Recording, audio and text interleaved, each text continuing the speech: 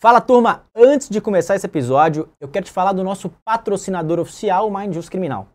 Nós temos um ecossistema de criminalistas que busca resultado através de 5 ferramentas. Uma advocacia técnica, uma advocacia bem relacionada, uma advocacia atualizada, combativa e atenta às cortes superiores. Se esses 5 valores fazem sentido para você e se efetivamente você busca uma advocacia de resultado e excelência, recomendo que clique no link da descrição desse vídeo e venha caminhar conosco. Vamos para cima. Fala turma, como é que estamos? André Colares aqui, fundador do Mind Just. Hoje para uma entrevista super especial, nós vamos falar com um cara que é uma unanimidade. Tem pessoas que conseguem esse feito. Um cara que eu tenho muitos amigos em comum e numa ocasião situacional, a gente acabou sentando numa mesma mesa nesse sábado e eu não perdi a oportunidade. Falei, meu amigo, por favor, eu preciso entrevistá-lo. Nós precisamos compartilhar a sua história com o mundo e os seus aprendizados com a advocacia. Esse cara, nessa mesa, nós falávamos que ele é o maior tribuno da nova geração. O maior tribuno da nova geração. Nós vamos constatar isso aqui ao final. Esse cara é o querido amigo Saul Torinho. Eu vou falar só um pouquinho do currículo dele, que é extenso. Então, estou com um mini currículo aqui para apresentá-lo. Um cara, apesar de dispensar apresentações. Saul Torinho Leal, pós-doutor em Direito Constitucional pela Universidade de Humboldt. Falei certo? Certíssimo. De Berlim, tendo assessorado a Corte Constitucional da África do Sul e a vice-presidência da Suprema Corte de Israel e fundou este ano a banca Tourinho Leal Drummond de Andrade Advocacia. Saul Torinho, obrigado pela presença, seja bem-vindo, meu irmão. André, é um privilégio estar aqui. Acompanho desde há muito vários amigos, profissionais admirados, pessoas queridas, pessoas que têm mensagem, pessoas que têm algo a dividir, passar por aqui. Sempre vi com admiração. Hoje, para mim, está nessa cadeira onde esses amigos, colegas, profissionais queridos passaram, é um privilégio. Saul, para que você entenda, cara, qual que é o nosso objetivo aqui? Nosso objetivo é investigar a sua história e descobrir alguns comos. Como Saul saiu do Piauí, passou pela África do Sul, Israel, conseguiu consolidar uma carreira impactante, relevante em Brasília. Como é que tudo isso aconteceu? Os pormenores dessa caminhada, as lições extraídas ao longo desse caminho. E eu queria, cara, já começar desse ponto alto. Depois a gente pode aprofundar nessas questões. Quantas sustentações no Supremo você já fez? Eu tinha esse número em algum momento, até onde acompanhei, estavam em algo de 40 sustentações. Algo assim. Aí, claro, você computa sustentações orais, está muito presente hoje no virtual, né? Há algo em torno de 40 sustentações. Mas mesmo no plenário tem uma quantidade significativa, no plenário não tem menos de 10 sustentações. Agora, voltando lá do início, como o sonhador que saiu lá do Piauí, chegou a esse feito aqui? A maioria dos advogados nunca vai sustentar no Supremo na vida. Essa que é a grande realidade. Por exemplo, eu possivelmente nunca vou sustentar o Supremo na vida. E a grande maioria dos advogados vai nesse mesmo sentido. E eu queria, cara, agora que a gente chegou nesse ponto, como é que o advogado chegou a fazer 40 sustentações no Supremo? Voltar lá atrás. Cara, Saul, qual que foi, o que deu na sua cabeça? Cara, vou me mandar desse Piauí aqui, vou lá para Brasília e vou ganhar minha vida lá e eu vou fazer a minha voz ecoar dentro do plenário do Supremo Tribunal Federal, a maior corte desse país. Como é que foi esse negócio, assim? Como é que foi esse primeiro passo para chegar nesse ponto alto lá adiante? André, antes de respondê-lo, é só pegar 2 deixas. Você falou sobre da nova geração. Eu tenho um amigo jornalista especializado em judiciário, acho que um dos maiores do Brasil, que é o Rodrigo Aidar. E o Rodrigo Aidar brinca comigo aqui acolá, fazendo troça, diz, olha, o Saul é o maior constitucionalista do baixo clero. Então, isso é uma brincadeira que o Rodrigo faz comigo.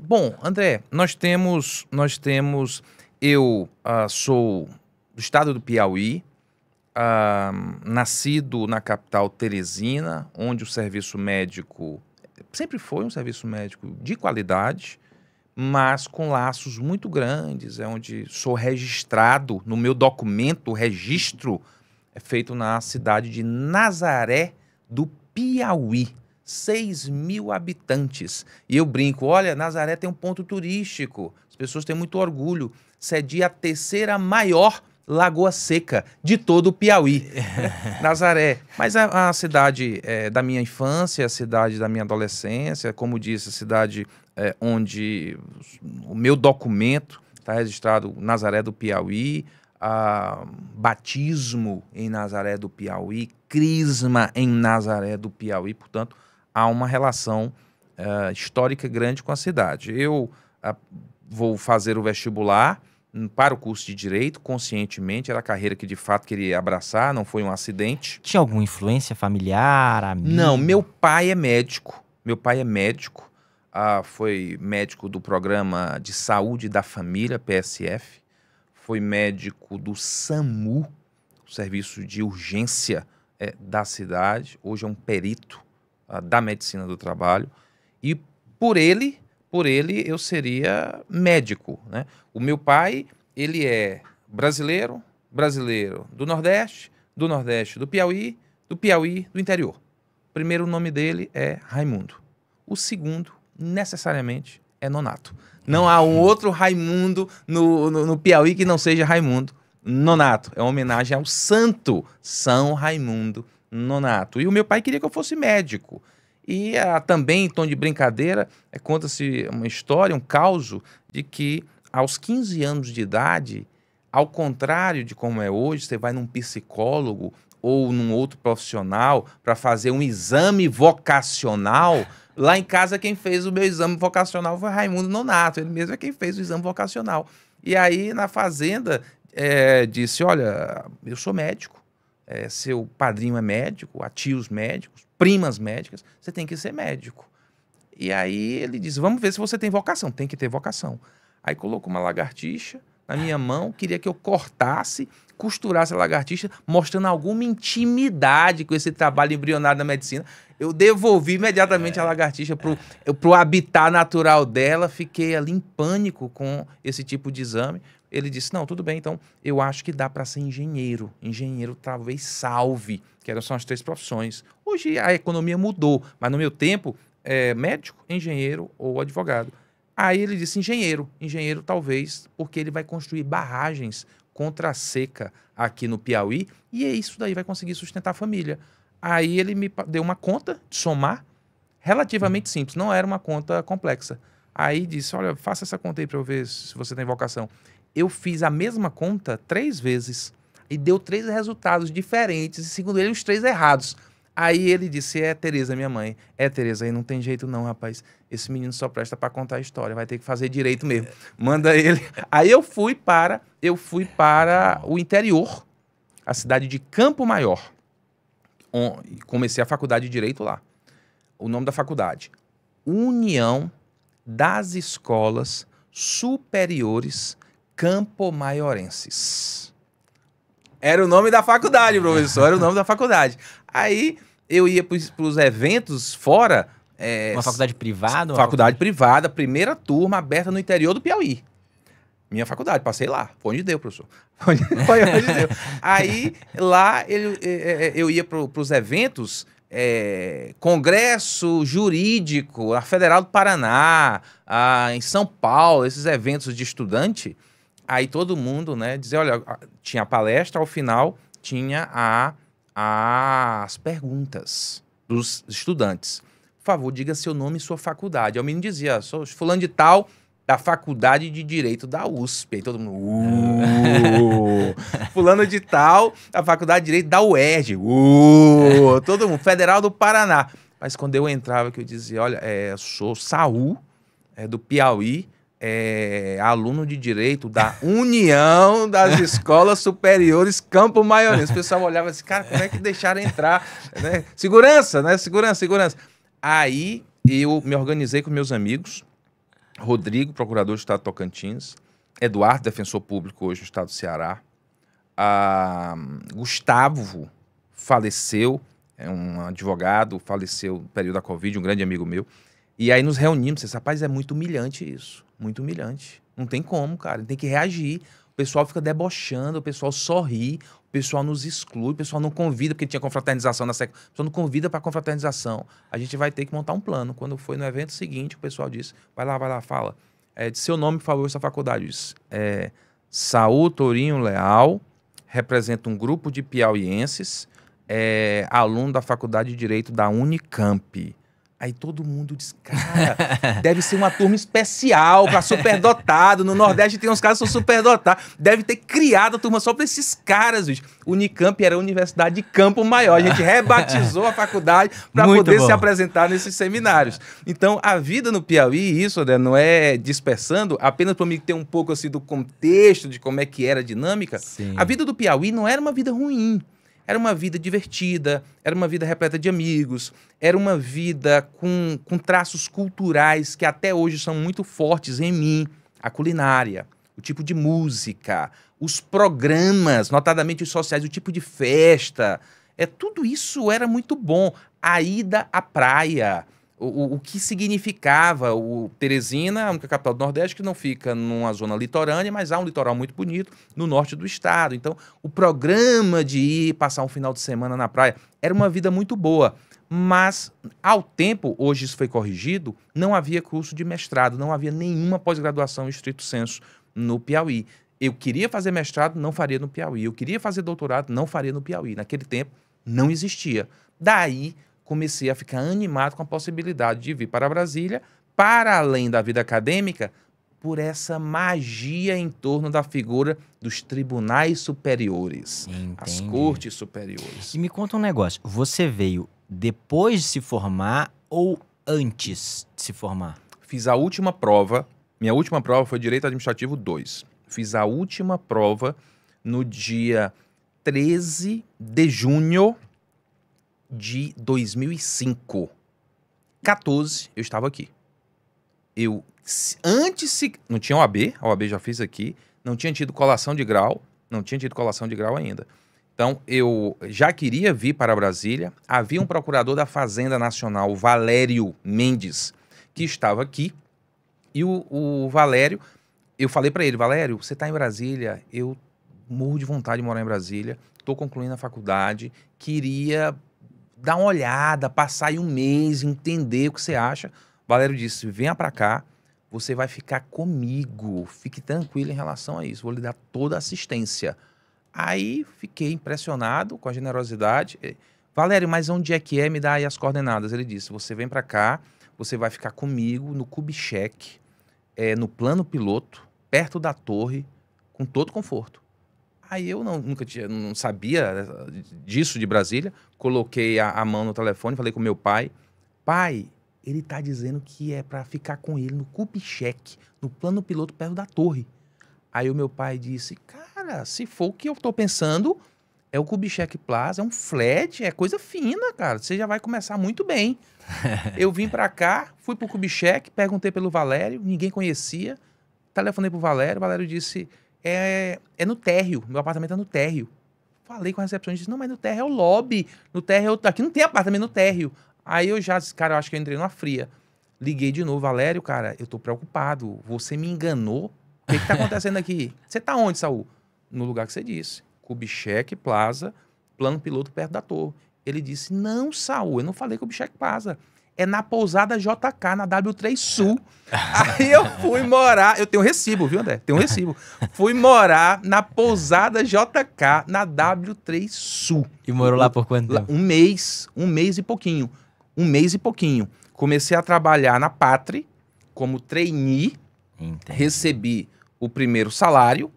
E ali não dava pra viver mais do que um mês não, viu? Ô, Saul, e você, quando se formou, já imaginava a área de atuação que seguiria ou estava aberto a possibilidades? Como é que foi isso? Você comentou comigo esse final de semana que você faz tribunais superiores como um todo e não atua muito no penal e...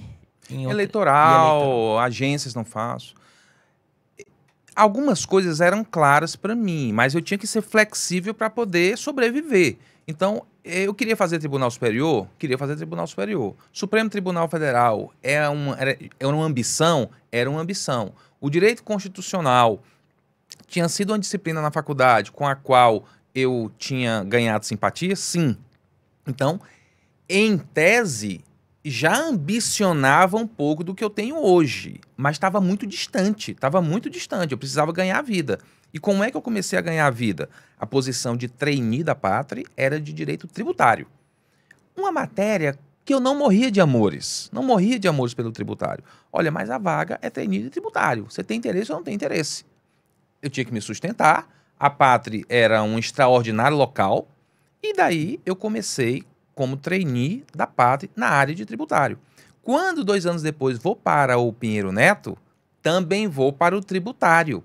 Então eu fico 12 anos alocado na área de tributário, aprendi a fazer o serviço, fiz o serviço por 2 anos na Pátria, 10 anos no Pinheiro Neto, mas o mestrado foi inconstitucional, o doutorado foi inconstitucional, as publicações eram inconstitucional, então eu já queria ter essa oportunidade. A oportunidade é que demorou um pouquinho para chegar. Cara, muito legal. E nisso, Saul, a gente não comentou no início, mas são 19 anos da advocacia, né? E desses 19 anos, nós falávamos sobre isso aqui anteriormente, 19 anos trabalhando em outros escritórios. Sim. Cara, eu acho que isso é um tema que a gente tem que enfrentar, porque às vezes o advogado que tá trabalhando em um escritório, ele sente uma ansiedade, aquele negócio, sabe, aquela inquietação, será qual que é o melhor momento de eu abrir a minha porta? Muitos, Saul, não conseguem sair das casas com as portas abertas. Sim. Isso acontece com muita frequência. E eu queria te escutar, cara, como é que você conseguiu construir uma carreira bem sucedida em outras casas, até construir o seu super escritório lá. Eu até falava com você, cara, todo dia vejo um advogado visitar, é o escritório mais visitado, está mais visitado que o Palácio do Planalto, o Supremo. Aqui e acolá, algum debochado diz, professor, e trabalhar mesmo, quando é que você vai começar, professor? Porque lá é só tirando foto. Então, cara, queria te escutar sobre isso. Pô, por que você não meteu a cara e já abriu seu próprio escritório? Por quê? Pô, 2 anos na Pátria, 10 anos no Pinheiro Neto, depois foi para o... 7 anos com o professor Aires Brito. Depois 7 anos com o professor Aires Brito. Por que essa espera? Qual que foi? O que passava pela sua cabeça? E o que você pode falar tanto para o advogado, especialmente para aquele advogado que está trabalhando num escritório nesse momento e está com essa inquietação? Eu tive a sorte de ter bons patrões. Pátria foi uma boa casa, Pinheiro Neto foi uma boa casa, Aires Brito foi uma boa casa. Então, o primeiro ponto é esse. Nem todo mundo tem essa sorte. É possível que um profissional vá para uma casa que não é boa com ele, que não o trata bem, que não o ajuda a desenvolver uma carreira? É possível. E se essa pessoa está nessa casa, essa pessoa tem que procurar um outro lugar. Eu tive a sorte de ter boas casas. Nas boas casas por onde passei, pude entregar um bom trabalho. E aí nasceu uma relação de reciprocidade. Eu entregava para a Pátria uma boa prestação de serviço, compatível com a senioridade da época. Eu era um jovem, 23 anos de idade, era um trainee. Então, à luz daquele momento na minha carreira, entreguei para a Pátria o que ela precisava e a Pátria me entregou. Eu comecei a minha especialização em direito tributário, já que era a área em que eu estava alocado, na Pátria. Eu comecei a dar aula no IESB, na Pátria. Eu comecei meu mestrado no IDP, fui aprovado, na Pátria. Isso em 2 anos, da casa dos 23 aos 25. Então, já há um embrião consistente de carreira feita numa empresa. De lá, eu vou para o Pinheiro Neto, 10 anos. No Pinheiro Neto, eu concluo esse mestrado. Na sequência, eu preciso publicar a dissertação. A Marta Mitico Valente, que era sócia do Pinheiro Neto, é quem me ajuda a publicar a minha dissertação. Depois eu quero fazer um doutorado. Onde vai fazer doutorado? Em São Paulo. Aonde? PUC particular. Quanto custa? Custa um dinheiro que eu não teria. Eu não teria o dinheiro para fazer um doutorado. É um programa extenso, é um programa caro, um programa em outra cidade. Você tem despesa com o hotel, você tem despesa com a passagem, você tem despesa com o táxi e você tem despesa do próprio programa. Quem pagou isso? pagou o Pinheiro Neto. E por quê? É uma coisa que eles fazem para todo mundo? Ou você teve uma contribuição tão significativa que ao solicitar eles retribuíram? Eu acho, André, que as duas coisas. O Pinheiro Neto ele tem um programa consistente, estável, com orçamento para custeio de pós-graduação no Brasil e no exterior para seus advogados e advogadas. Então, já há orçamento para isso. O que não quer dizer que seja festa, o que não quer dizer que seja pediu, levou, o que não quer dizer que seja para todo mundo. O escritório é muito grande. Então, a partir do momento em que há a identificação de alguns elementos que animam o escritório a custear, o escritório faz isso. Comigo, é claro, foi de fato diferente. Por que foi diferente? Porque eu fui um profissional diferente no Pinheiro Neto. Eu não entrei no Pinheiro Neto na carreira. Eu não entrei no Pinheiro Neto como advogado, que faz petição. Eles criaram um cargo administrativo, deram um nome bonito, Information Officer. Porra, meu amigo, seja lá o que for, seja lá o que for isso, cara, tá importante pra caramba. Mas que o objeto do cargo era monitoramento da jurisprudência tributária no STF, no STJ e no Conselho de Contribuintes. E monitoramento não apenas para se sentar lá e fazer relatório. Isso já tinha gente que fazia. Monitoramento com inteligência. Qual é o perfil do julgador? Qual é a tendência? Qual o prognóstico? Qual o último julgamento? Qual a leitura? Qual o detalhe que passou imperceptível na leitura de uma decisão? Como é que eu reporto isso para o cliente? Os clientes dele quase todos são estrangeiros. Então, tinha que conferir inteligência, método, organização no monitoramento de julgamentos tributários. Eu passei anos a fio nessa função, sem advogar, sem peticionar, sem estar na tribuna do Supremo. Depois eles me migram para a carreira. Saul, uma pergunta sobre isso. Qual é a relevância dessa questão? Quem não é do pessoal, especialmente, nosso maior público é do criminal. Quem é do criminal, às vezes não tem essa dimensão. E o tributário vive muito desse negócio de vender tese, né? Então, só para as pessoas que estão nos escutando, abrir um pouco a visão. Qual que é a relevância desse acompanhamento? Tem uma perspectiva comercial de descobrir novas teses para vender para novos clientes? Tem uma perspectiva de vender novas teses para clientes que vocês já têm? Qual que é a relevância dessa inteligência, desse núcleo ali? O Pinheiro Neto, ele tem uma postura extremamente conservadora no que diz respeito a essa prática que você descreveu e que existe, a figura de vender a tese tributária. Sim. Ele é mais contido em relação a isso, bem mais. Então, essa inteligência servia para quê? Essa inteligência servia para colocar o escritório à frente dos demais na informação aos seus clientes. Então, o escritório... isso, veja, André, hoje você imagina com mais facilidade, porque da sua casa você assiste a sessão. Mas nós estamos falando de algo que aconteceu em 2007. Então, você reunia em 2007, quando não havia a expansão da transmissão que há hoje, quando não havia os veículos jurídicos que fazem relatórios e que têm inteligência também, uma agência de inteligência dentro do teu escritório para ficar antes de todo mundo, antes do jornal, dizendo o que já aconteceu em Brasília, dizendo o que vai acontecer, reportando determinadas... Às vezes, a briga entre um ministro e outro pode interferir no destino de um caso. E quem tem a grave responsabilidade de conduzir disputas precisa dessa percepção. Respondendo a você, essa inteligência, ela é super importante, super estratégica. A carência dela, a necessidade de refinamento. E uma banca como é o Pinheiro Neto sentiu isso, porque aprendeu isso com os americanos, com os ingleses. Lá fora já havia essa função. O escritório, que é um escritório sempre à frente do tempo, ele monta a sua própria forma de fazer isso e pega no mercado alguém. Esse alguém era eu. Cara, e hoje em dia, Saul, é uma coisa, essa postura, você adaptou para o seu escritório e faz algum tipo de acompanhamento assim ou não? Um acompanhamento mais tradicional mesmo? Hoje, desde então, foram 10 anos.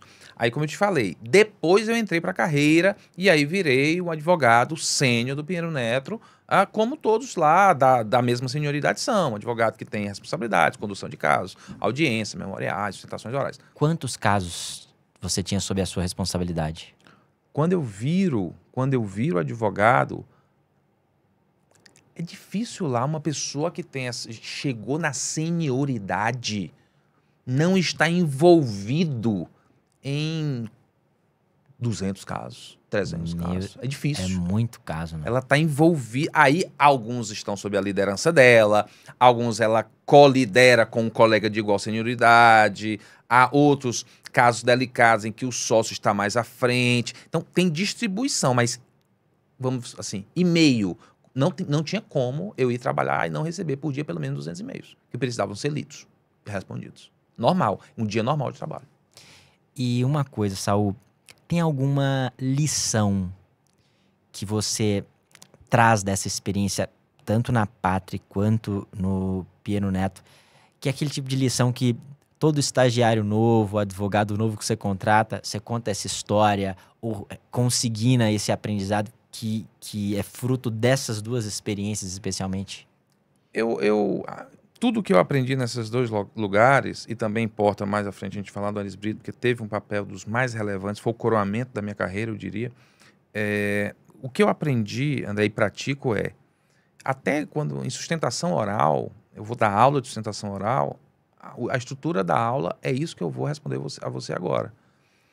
Você precisa ter o núcleo duro da entrega. O teu patrão está te pedindo o quê? Porque às vezes a gente tem uma teimosia. A gente quer entregar para o outro o que o outro não pediu. Não adianta. A gente quer entregar uma outra coisa que a gente acha que ficou bonita, mas não foi isso que foi pedido. Então, há um núcleo duro da entrega. O que é que a Pátria quer de ti, Saul? A Pátria queria inteligência nas comissões temáticas, na área tributária, comissões de assunto econômico do Senado, comissão de finanças e tributação do Senado e da Câmara. É isso que ela quer de mim. Ela quer que eu more dentro dessa comissão, que eu entenda essa comissão, que eu reporte essa comissão, que eu relate essa comissão e que eu consiga fazer diagnósticos, que eu consiga fazer prognósticos. Essa é a inteligência. Então, é preciso que haja um núcleo duro da entrega. O que é que estão te pedindo? Estão me pedindo isso. Uma vez você, pelo trabalho duro, tendo conseguido entregar esse núcleo do que estão te pedindo, aí vem um pouco de uma ornamentação, uma beleza, um charme, um estilo, mais desenvoltura, mais segurança. Aí, esse núcleo duro pode virar um evento. Esse núcleo duro pode virar um artigo. Esse núcleo duro pode virar uma entrevista. Esse núcleo duro pode virar subprodutos mais sofisticados, desde que você tenha essa primeira parte. Então, viver na Pátria e viver no Pinheiro Neto me ensinou a, objetivamente, um plexo de atribuição que precisa ser preenchido. Você tem que entregar alguma coisa. Uma vez entregue isso e você passou a ter mais segurança para entregar, aí é preciso colocar um quê de beleza, de charme, de estilo. A redação tem que ficar um pouco mais sofisticada. Você tem que ser mais criativo. Não é só me mandar um relatório. O relatório me dá trabalho para ler. É me dar uma dica, é me dar uma sugestão, é fazer uma correlação com o interesse de um cliente, correlação com um caso. Hoje, a minha sustentação oral, a minha petição, a minha maneira de tratar com o cliente, ela segue esse passo. Entregue o que está sendo pedido.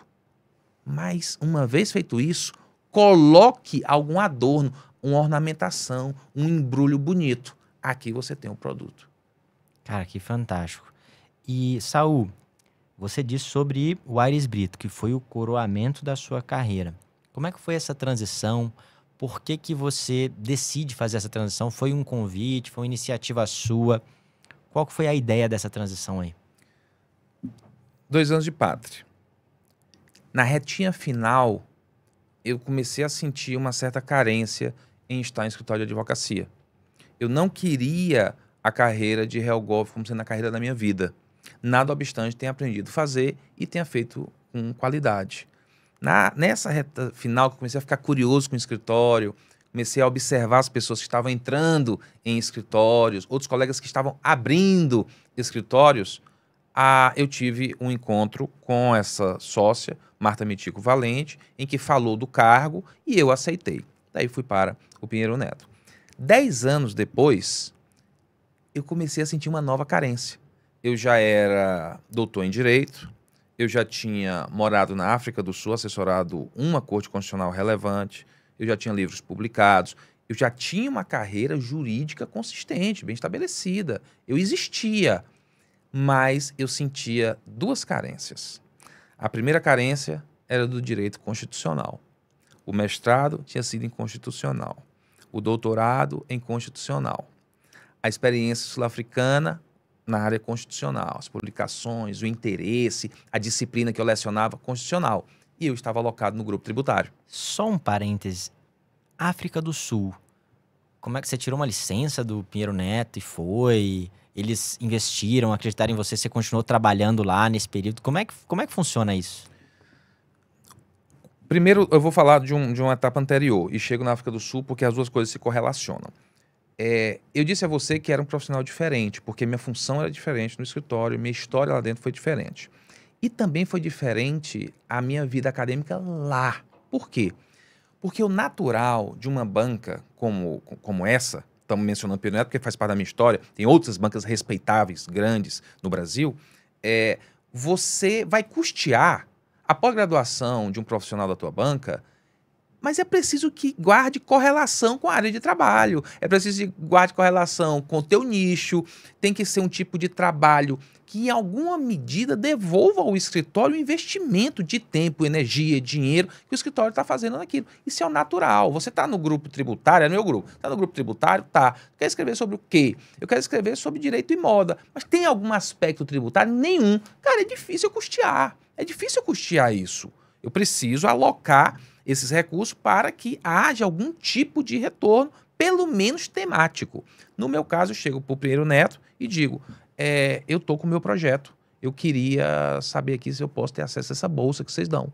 Claro, Saul, você está no grupo tributário, são muitos anos, eu acho que você merece. Qual é o seu projeto? Eu queria escrever sobre o direito à felicidade. Aí os caras em São Paulo dizem assim, cara, eu não estou entendendo, direito a quê? Felicidade. Cara, mas eu estou entendendo qual a correlação disso.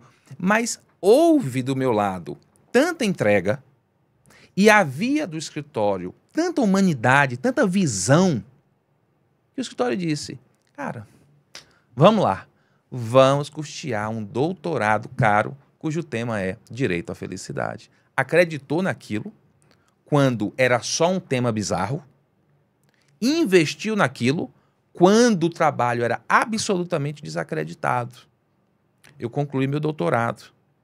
No dia que Celso de Mello citou o direito à felicidade para emancipar transgêneros, união afetiva, cotas raciais, eu mandei um e-mail para o Pinheiro Neto e disse, eu queria agradecer. Vocês viram o que nem eu tinha visto. A África do Sul não foi diferente, André. Na África do Sul, o escritório tem orçamento para custeio de experiências internacionais que normalmente são casadas. A pessoa faz um curso e passa uma temporada no escritório de advocacia internacional, com o qual o escritório mantém relação. Então, normalmente é assim. Eu chego lá em São Paulo, o escritório é formal, muito formal, então você tem que apresentar, você tem que justificar, não é um zap que você manda. Cheguei lá e disse, olha, eu queria aqui uma licença. Eu já estou na etapa da carreira que me permite pedir uma licença para morar fora e trabalhar. Puxa vida, mas é porque você já é doutor, Saul. Normalmente a pessoa vai para fazer um curso. E aí, feito o curso, ela trabalha em algum escritório. Não, mas tudo bem, isso não prejudica, porque nada obstante eu já seja doutor, portanto eu não vou com uma destinação acadêmica, eu vou com uma destinação profissional. Excelente, que coisa boa. Normalmente aqui a gente faz Estados Unidos ou Europa, e mesmo na Europa, Inglaterra, por uma relação muito estreita que o escritório tem. Qual dos dois você vai? Aí eu disse, então, rapaz, eu estava querendo ir para a África do Sul. É uma praça boa, África do Sul. Aí foi a mesma reação do direito à felicidade. Esse cara, não é possível. Cara, que África do Sul, Saul, nunca houve ninguém. Não é uma praça tão presente quanto os Estados Unidos, quanto a Europa, especialmente Inglaterra. Por que África do Sul? África do Sul, porque há um jurista que se chama Albie Sachs, foi nomeado por Nelson Mandela, sofreu um atentado por lutar contra o apartheid, perdeu um braço, visão do lado direito, tímpano, costela, sobreviveu e passou a se dedicar a temas de direito constitucional. Foi nomeado pelo Mandela para a Corte Constitucional. Eu li o livro dele, me correspondi com ele, e ele disse que se eu for para a África do Sul, ele vai me ajudar lá. Pinheiro Neto olhou, pensou, refletiu, perguntou quanto custava. Era um programa longo, 1 ano e meio, e nós fizemos dividido. Então, vamos lá, Saul. Primeiro você vai para um aperfeiçoamento em inglês, e esse aperfeiçoamento em inglês é por sua conta. Você vai custear isso aí. Depois você vai entrar na corte. No primeiro dia que você entrar na corte, o escritório começa a pagar seus cheques. E assim foi feito. Então, nós estávamos evoluindo para entrar no escritório Aris Brito, que foi a última casa onde trabalhei antes de abrir o meu próprio escritório, mas para que o amigo saiba, o escritório, como o Pinheiro Neto já disse, estou falando do Pinheiro Neto porque é onde eu trabalhei, poderia estar falando de outro. É uma estrutura grande, é uma estrutura competitiva, é uma estrutura que cobra muito resultado, é uma estrutura onde você trabalha muito, você é muito treinado, você tem que andar esperto, tem que ter celeridade, pode ficar cochilando lá não, que você vai ser engolido. E ao mesmo tempo que é assim, portanto, demanda excelência, é absolutamente humano. Uma visão extraordinária. Enxergou tudo isso. E para que a gente tenha um fecho do jeito que tivemos no da felicidade, a África do Sul também teve fecho. Anos depois, eu fui em 14. Em 16, então presidente Michel Temer entrega a maior condecoração do Brasil, maior medalha do Brasil, coloca no peito do dito Albie Sachs, que depois disso pega um avião e vai dar uma palestra sobre transformação, sobre diversidade no Pinheiro Neto, a meu convite. Ali era mais uma vez a minha maneira de dizer, teve algum gasto, mas a minha maneira de devolver é essa. Portanto, na parte final do Pinheiro Neto, que foi uma casa com todas as qualidades que estou fazendo questão de reconhecer, na reta final eu senti essa carência. A despeito de tudo isso, que foi extraordinário, eu estava fora da minha missão. Eu sou um constitucionalista no grupo tributário. E mais, eu tenho um sonho imenso de entrar mais no Supremo Tribunal Federal, de me dedicar mais ao Supremo Tribunal Federal. E aqui não é assim. Aqui existe o STJ, existe o TRF, existe mandato de segurança, existe estação de origem. Então, fiquei muito tempo assim. Foi quando veio o terceiro convite, que aí define a minha carreira de constitucionalista. É um convite feito por uma pessoa por quem eu tenho extraordinária gratidão. Ele sabe disso, eu já disse isso para ele. Se chama Marcelo Montalvão. É o sócio administrador do escritório Aris Brito. Foi um aluno do professor Aris Brito, uma pessoa por quem o professor, a família do professor tem grande respeito e confiança. Me faz o convite para ir trabalhar lá no escritório Aris Brito. Eu vou. Aí, tudo aquilo para o que eu me preparei, todo estudo, todo livro lido, todo sonho sonhado, tudo que eu imaginei aconteceu. Eu estava numa banca com lead cases constitucionais, cuja missão era atuar no Supremo Tribunal Federal. É aí quando a magia acontece nessa etapa final. Cara, que coisa, Saul. Sensacional, cara. Nessa experiência, Saul, casos assim que te marcaram, foram 7 anos? Sim. Casos marcantes. Olha, lá no Aris Brito, a advocacia, o modelo é bem diferente do modelo que eu descrevi, por exemplo, do Pinheiro Neto. Lá eles têm menos processos. Aí, claro, o escritório não se limitava a mim. O escritório é um escritório com vários profissionais, todos eles extraordinariamente qualificados. Mas na parte que me toca, eu estava à frente de poucos processos. O que são poucos processos, Saul? 20, 25, 30. Então, falavam de 300, 400. Então, eu estava com menos processos, mas processos muito definitivos. São processos que estão no Supremo Tribunal Federal quase sempre para definir o destino de um setor da economia. Pode ser energia, pode ser tecnologia, pode ser mobilidade, pode ser varejo. Então, quase sempre é uma disputa final com impactos devastadores que você precisa atuar. Para além desse tipo de disputa, tinha as disputas com rosto, disputas de pessoa física, disputas com nome e sobrenome. Nós tivemos uma disputa em que uma garotinha, ela nasce com uma síndrome muito severa, muito desafiadora para ela, e o plano de saúde não pagaria a medicação que a manteria viva. O pai faz o que qualquer um de nós faria, provoca o plano não responde, vai ao judiciário e consegue uma liminar para que o plano custeasse essa primeira dose da medicação ao tempo, não aprovada ainda pela Anvisa, em vias de aprovação.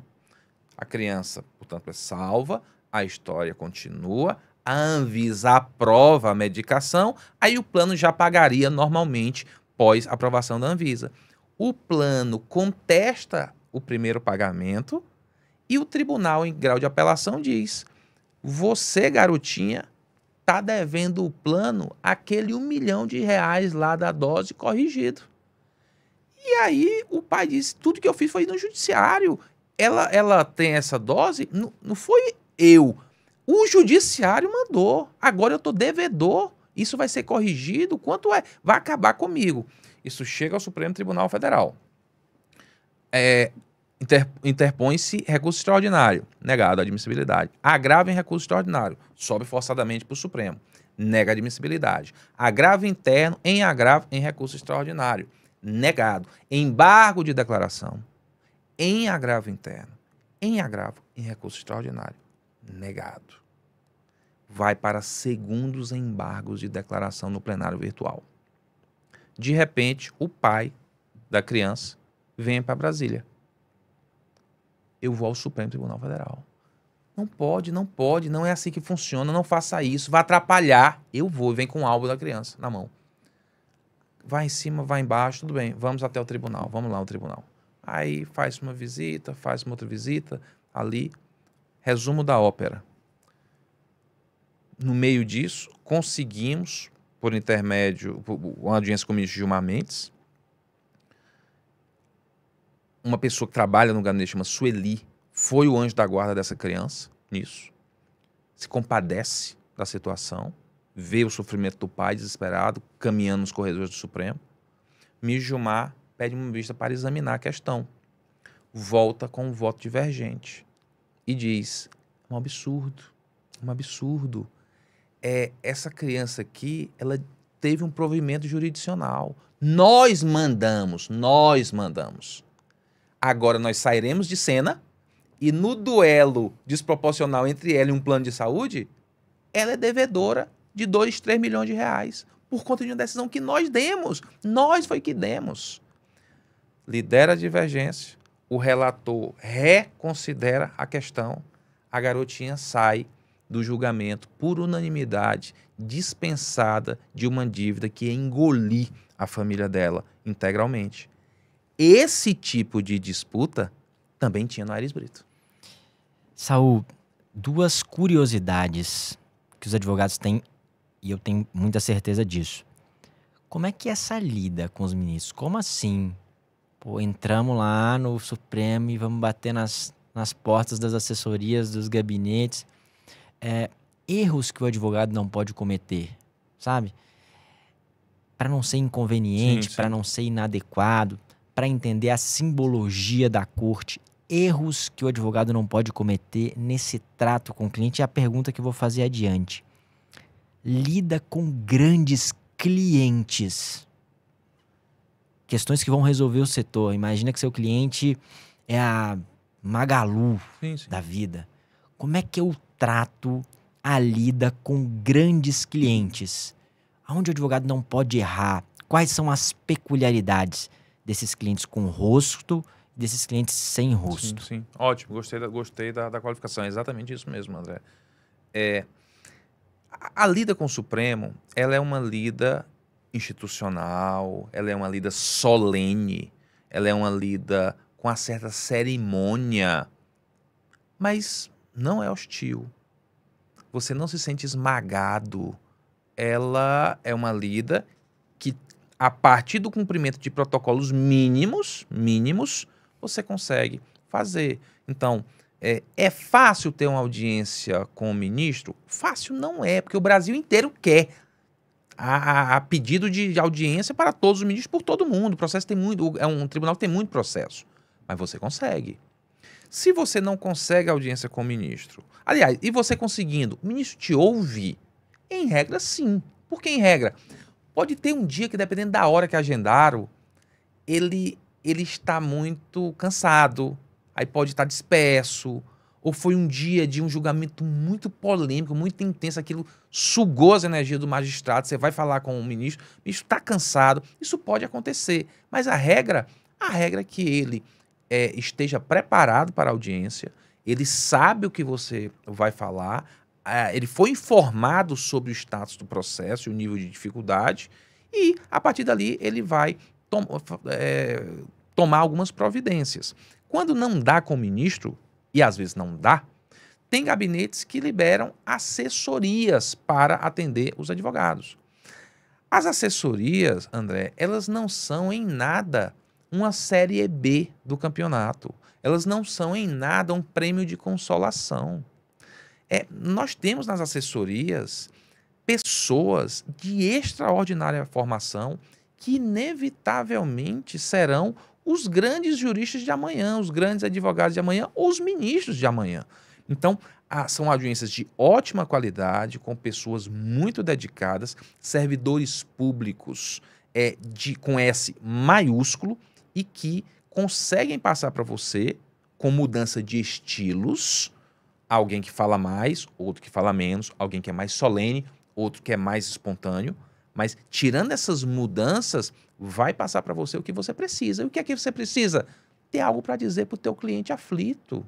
É isso que você precisa. O telefone está tocando ensandecidamente o dia inteiro. Você precisa dizer, eu estive lá, eu falei. O cliente vai dizer, e ele disse, como é que o ministro vai votar? E você sentiu o quê? Não é assim que funciona, ele não vai dizer isso. Mas foi uma ótima audiência. Ele perguntou esse ponto, talvez seja uma zona de interesse por parte dele. Então, a lida com o Supremo, ela é protocolar, ela tem alguma cerimônia, mas ela acontece, ela existe, você acessa, você consegue desempenhar o seu trabalho. E quanto ao cliente com rosto... Só um parênteses, Saul, antes de entrar na questão do cliente. O que não pode faltar em um despacho, em uma audiência no Supremo Tribunal Federal, seja com ministro ou com assessor? Olha, não pode faltar bom senso. Não pode faltar bom senso. E às vezes falta. Você não... Entenda. Ele é um ministro. É uma ministra. São pessoas quase sempre mais velhas do que nós. Claro, o Supremo tem uma composição jovial. O ministro Nunes Marques, o ministro Cristiano Zanin, não são pessoas de 70 anos de idade. Mas você vai tratar, são pessoas assim, de história de vida repleta de desafios. O tempo é curto. Então, a gracinha, a brincadeira, entenda um pouco o contexto. Veja se dá para fazer, veja se o tempo permite, veja se o não verbal do ministro autoriza isso. O tratamento é um tratamento que é inconcebível um advogado não ter familiaridade. É Vossa Excelência, é assim que se dirige. Não há você, não há doutor, não há. Você está diante da mais alta magistratura do país. É o mínimo, é você ter uma lida normal com pronomes de tratamento, sem nenhum prejuízo, André, nós não somos perfeitos, de ter atos falhos. E os ministros, o ministro Marco Aurélio era mais rigoroso com isso, os ministros também não estão tão impressionados com um ato falho ou outro. Então, o que não pode faltar? Agora vem o outro lado. Qual é o outro lado? Você vai despachar um caso no Supremo sem conhecer bem o caso? Você vai despachar um caso no Supremo sem entender a posição do ministro com quem você está se sentando ou da assessoria? É preciso que você faça um dever de casa mínimo. Portanto, em resposta, se você fez um dever de casa mínimo, se comportou dentro de um normal, uma zona normal da nossa profissão, é da nossa profissão isso, não acho que vá ter nenhum tipo de apuros porque você está diante de um ministro do Supremo e não do STJ, e não do TRF, e não um desembargador de TJ. Há ministros, inclusive, que te dão muito mais espaço. Tenho audiências com o ministro Fux, ministro de ótimo humor, ministro de ótima acolhida, ministro que te deixa à vontade. É um exemplo de atuação que você consegue ter e que muitas vezes é muito mais leve do que de um juiz de primeiro grau que não raramente te trata mal. A maioria dos advogados que estão nos escutando nunca sustentaram no Supremo e nunca despacharam no Supremo. Como é que funciona na prática, Saul? André, a gente despacha de pé. Nós despachamos sentados. Nos servem um café, nós aceitamos, nós não aceitamos. Nos oferecem água, nós aceitamos, nós não aceitamos. Como é que é na prática?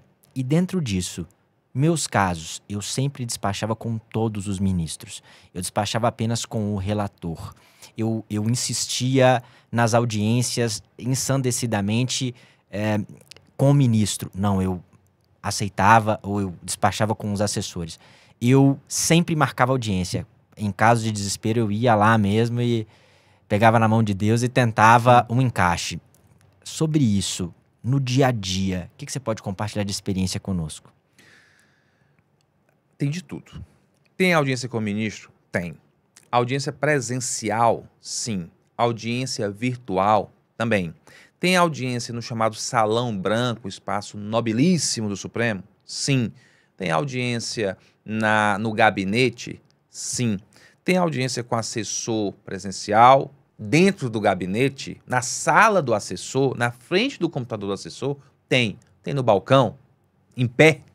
Tem. Então, tem audiência com o chefe de gabinete, onde você está lá, sentado, recebendo café, recebendo água e tendo tempo para conversar. Tem outra audiência que é no balcão, em pé, com o passo curto, o passo apertado, tendo que falar ali em poucos minutos.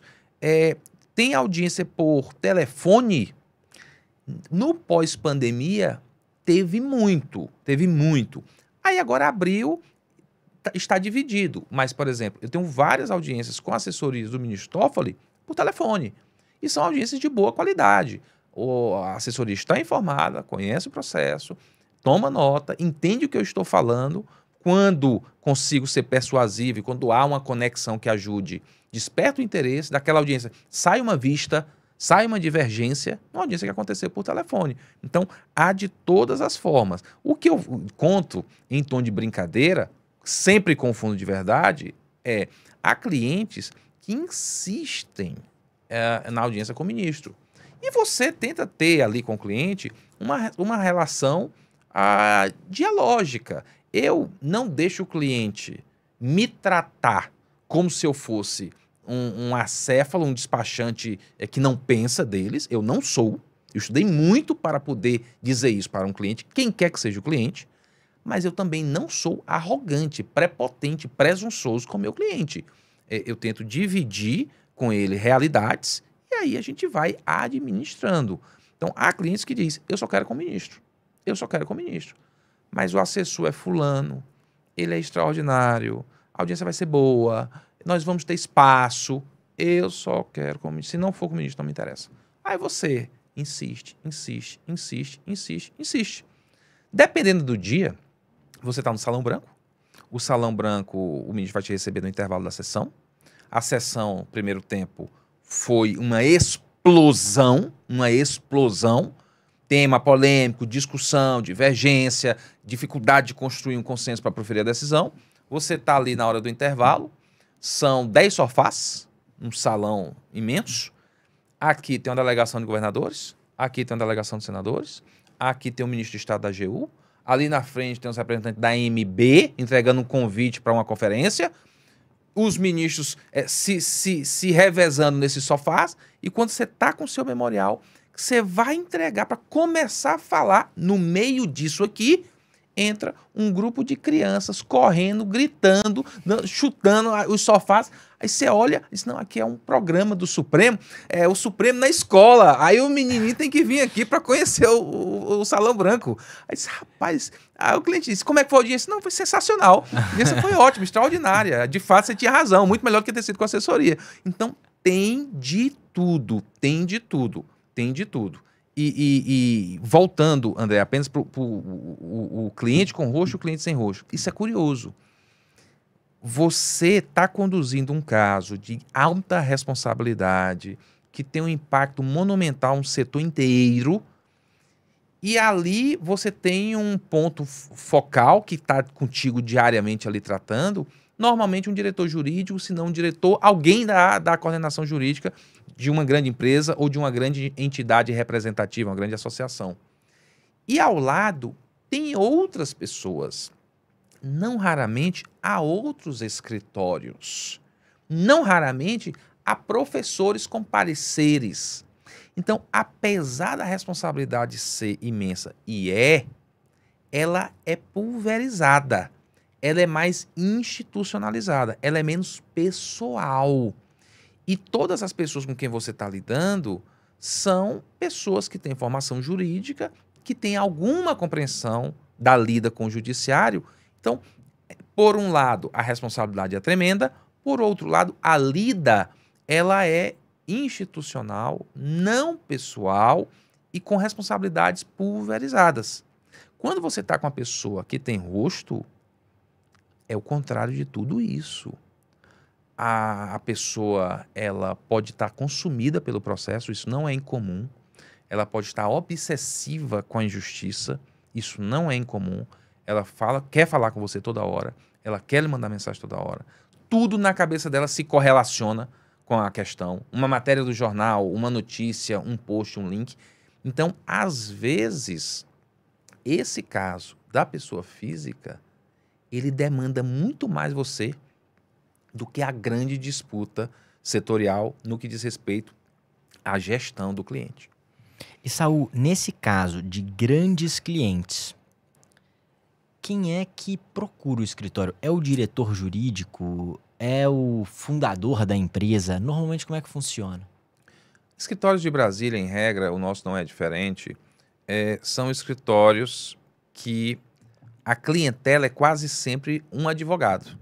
Então, é um advogado, normalmente, que atende essa empresa, que tem um processo que começou lá na origem, ele tocou esse processo chega em Brasília em grau de recurso, e quando chega em grau de recurso, aí a parte procura alguém. O advogado procura um reforço. Ele quer em Brasília dividir responsabilidades, ele quer em Brasília tirar o peso das costas dele, ele quer em Brasília aliados, ele quer fazer uma aliança em Brasília para, montado um time, tentar ter um melhor resultado. Então, o primeiro cliente do escritório de Brasília, o meu não é diferente, é um advogado que já representa algum cliente e o caso tendo chegado em Brasília te procura. Mas essas outras hipóteses que você trouxe também acontecem. Pode acontecer de um diretor jurídico ele querer ajuizar uma ação direta de inconstitucionalidade no Supremo, a partir de uma entidade representativa que detém legitimidade, passa a mão no telefone e te ligar? Pode, isso acontece frequentemente. Pode acontecer do fundador de uma empresa, por alguma razão, entrar em contato com você, porque o caso dele chegou em Brasília, também acontece, isso não é incomum. Portanto, aqui, ora você está tendo como cliente um colega que levou o caso, ora você tem como cliente o diretor da empresa ou da entidade representativa, ora você tem o próprio empresário, que conhece você e que tem uma disputa que quer desfrutar da sua participação. Ô Saul, e agora, ainda dentro desse contexto da sua atuação no escritório do Brito, lá você estudou na Alemanha. Como é que foi isso? Também se licenciou? Como é que foi isso aí, esse contexto? André, isso termina voltando para o ponto que nós temos início à nossa conversa. A trajetória é livre, cada um pode fazer sua trajetória, não há um modelo, não há. Você pode fazer sua trajetória sendo jovem, sonhador, o jovem que tem ambição e que saiu da faculdade e abriu seu escritório. Tem várias pessoas que têm essa trajetórias belíssimas. Vai contar o começo do escritório, como foi, a primeira instalação, o primeiro cliente, o primeiro caso, a primeira vitória. Extraordinária experiência. A minha não é essa. A minha é uma experiência de quem, por 19 anos, foi empregado. Por 19 anos, eu fui empregado. Reta final do escritório Aires Brito, eu me tornei sócio. Mas a maior parte do tempo que eu fiquei lá, eu era empregado. Então, isso não desmerece trajetória alguma, contanto que o patrão seja bom.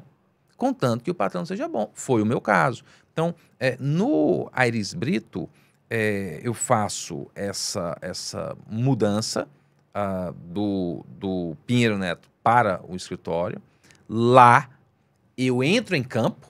Então, eu era um jogador bem treinado, que fazia atividade física, que estava com um bom corpo, mas não tinha entrado em campo. Ficava ali ansioso para entrar em campo. O Aires Brito me bota no jogo. Eu entro em campo. E aí começa toda essa atuação. Num dado momento, inicialmente, antes da Alemanha, há uma possibilidade de repetir em Israel, num prazo menor, o que eu tinha feito na África do Sul. Então, há uma função de assessor estrangeiro, a vice-presidência está à frente de casos relevantes e quer ter uma noção do chamado Sul global. Como o Brasil já decidiu isso, como a África do Sul já decidiu isso. E a gente quer que você nos municie de informações em relação a isso, por meio de memorandos, reuniões e tudo mais. Eu levo ao escritório o projeto e o escritório me libera para esse projeto. O que é o libera? Eu trabalhava de Jerusalém, normalmente, remotamente, e durante o período que eu estive lá, todo mês caía o meu dinheiro, que é o que me dava subsistência para poder viver essa experiência. Portanto, é claro que o escritório ele poderia ter dito, puxa, talvez seja melhor não. Não disse, não foi mesquinho. Então, personagens com quem tive a alegria de trabalhar, o próprio professor Aires Brito, que é exatamente a pessoa na intimidade que a gente vê na televisão. Aquele temperamento, aquela generosidade, aquela bondade. Ele é aquilo, é verdade aquilo. Ele é assim como dono e imagem de um escritório. E as outras pessoas, Adriele e Nara são as filhas que lá estão, Marcelo Montalvão é o sócio administrador sobre quem falei, todos eles viram valor na missão e lá fui eu. Tempo segue, mais na frente, em 22, aí vem, olha, eu já fiz especialização, fiz mestrado, fiz doutorado. Morei na África do Sul, morei em Israel. Eu quero encerrar essa jornada com o pós-doutorado. Fui aprovado para uma orientação do professor Dieter Green, disputada, difícil, em Berlim. Quero fazer um estudo sobre jurisdição constitucional, supervisionado por ele, e ele exigiu que eu morasse em Berlim e me matriculasse lá no curso regular de alemão e que ficasse um período de 1 ano. O escritório disse, vamos ver como é possível. Como é possível? Você vai ficar remotamente? Você vai ficar indo e voltando? Você vai de mala e cuia? Como é que vai ser? Eu dividi tudo e o escritório ajudou a fazer isso acontecer. Chego em junho de 22 em Berlim e volto em maio de 23 para Brasília. Trabalhando home office, sustentação normal. oral no plenário do Supremo ao vivo. Eu ficava ali, na hora que entrava, eu disse, gente, se a internet cair, se faltar luz, se o computador pifar, já pensou, a ministra Rosa era presidente, me chamar na tribuna, ao vivo, todo mundo lá no plenário, e a tela não abrir? Nada disso aconteceu. Nunca teve uma ligação telefônica em audiência que caísse. Nunca teve um momento em que as coisas não funcionaram. E aí, André, até para não ficar uma coisa assim, claro, fantasiosa, naturalmente, que como eu já sabia que era uma concessão do escritório, como eu já sabia que o escritório estava se esforçando para fazer uma coisa acontecer, isso não era combinado, isso era na minha consciência, uma tarifa autoimposta. Qual era? Eu tenho que trabalhar mais. Eu tenho que trabalhar mais. Então, aqui eu tenho que estar mais disponível, eu tenho que ter respostas mais rápidas, eu tenho que entregar em menos tempo, eu tenho que topar toda a reunião, eu tenho que topar toda a audiência para compensar o fato de não estar lá presencialmente. Foi uma experiência extraordinária. O inverno, em particular, foi passado o Natal, que é um momento muito bonito, muito gostoso na Alemanha, foi um pouco penoso para nós. Sentimos o peso do inverno, então o dia muito escuro, todo mundo muito na sua, então sentimos, mas aprendi lá, e isso é importante, lá eu aprendi isso, o professor me ensinou isso. Uma vez eu fui me queixar do inverno alemão e estava muito queixoso, falei mal um dia, falei mal 2 dias, falei mal 3 dias, aí um alemão, talvez impaciente com aquela repetição, disse, não se preocupe, há uma certeza que nunca falha, depois do inverno mais rigoroso que seja, sempre vem a primavera. Segura um pouquinho que ela tá chegando. E chegou, e foi bonito, e eu tava lá. Saul, fantástico, cara. Dentro disso, Saul, cara, e a sua esposa foi com você em todas essas aventuras? Isso é uma coisa interessante. Sua esposa é sócia, né? Exatamente. Ótima, feliz, muito feliz lembrança, André. Muito feliz lembrança. Daria para ter um outro podcast que fosse falar tudo isso. Rebeca é uma advogada tributarista. Agora, por conta do perfil do escritório, está ampliando o leque, mas a trajetória é em direito tributário. E que tinha sempre teve uma ótima carreira. Então, Rebeca estava no primeiro trabalho da Rebeca. Rebeca recém-formada, muito jovenzinha, muito jovenzinha, 22 anos. Tinha um carro, conseguiu o primeiro emprego. E ela que me disse isso. Ela disse, olha, aos 22 anos, eu tinha um carro, trabalhava no Bichara, tinha um cartão de visitas, eles me deram uma mochila com uma agenda e uma garrafinha, eu tinha um e-mail institucional, tinha o meu computador, tinha as minhas tarefas do dia, tinha o meu salário, tinha bônus ou coisas outras. Tipo assim, era perfeito. Era perfeito. Eu saía para trabalhar todo dia orgulhosa. Tipo assim, caramba, olha só como eu estou começando. No melhor momento disso, eu fui para a África do Sul. O Pinheiro Neto abraçou a minha ida porque fazia parte de um contexto muito próprio do escritório sobre o qual já falamos hoje. Não era a situação da Rebeca no Bichara. Não era a situação da Rebeca no Bichara. Vocês estão juntos há quanto tempo? 12 anos. Rebeca pede demissão. E ali foi sofrido por isso. Porque disse, cara, é uma fase linda. Uma fase linda. Jovenzinha, primeiro emprego, toda vaidosa. Interrompe. Vai para a África do Sul. E aí, claro, quando a Rebeca não vai a passeio. Tudo que faz, a Rebeca também faz. Então, no momento que eu estava na Corte Constitucional, a Rebeca estava num escritório de advocacia lá. Então, ela sempre foi criativa o bastante para encontrar dividendos. Mas não era um projeto dela, não foi pensado por ela. Foi dada a iniciativa por ela. Fui eu. Mas na frente vem Israel. Rebeca estava trabalhando no Veirano. Então, era uma outra casa, igualmente boa, num outro momento da carreira, e eu vou para Israel. Quando eu vou para a Alemanha, que eu chego para a Rebeca e dou a notícia meio forçadamente, assim, tipo, não, mas não se preocupe e tal, vamos lá, com a coisa mais ou menos adiantada, aí a Rebeca, pela primeira vez em 12 anos, a Rebeca diz, olha, vamos lá, nós nunca conversamos, hoje a gente vai ter que conversar. Houve uma primeira interrupção. Quando eu volto, eu já não volto na mesma posição. Eu já não volto para a mesma casa que eu gostava, porque botaram outra pessoa lá. Eu tenho que recomeçar e você volta promovido. Na segunda, a mesma coisa. E aqui na Alemanha vai ser a mesma coisa. Eu estou bem onde estou, aí vou interromper, vou encerrar, vou voltar de novo para trás de alguma fila. Então vamos acertar o seguinte. Nós vamos para a Alemanha. Nós vamos para a Alemanha. Eu já vou me inscrever em algum programa, e de fato se inscreveu, na mesma universidade, Humboldt. Mas, quando eu voltar, isso aqui precisa acabar. Nós vamos atrás de um apartamento, porque a gente morava em flat. Nós vamos atrás de um apartamento, para viver feito gente normal, uma mesa de jantar, um porta-retrato, então um guarda-roupa, botar minhas roupas. Então nós vamos para um apartamento, viver feito gente. Eu vou abrir o meu escritório, E aí, tá encerrado isso daí. Assim foi feito.